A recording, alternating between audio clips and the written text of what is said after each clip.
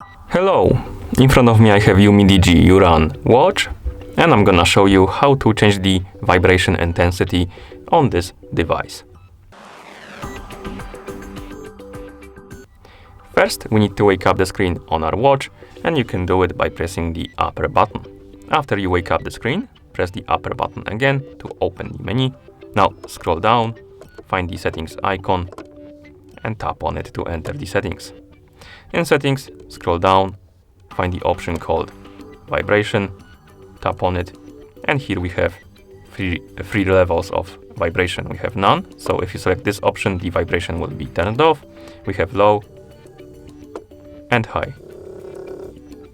Select the one you like by tapping on it, of course, and once you're done, you can press the upper button to go back to watch face.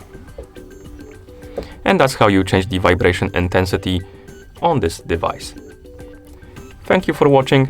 If you found this video helpful, please consider subscribing to our channel and leaving the like on the video.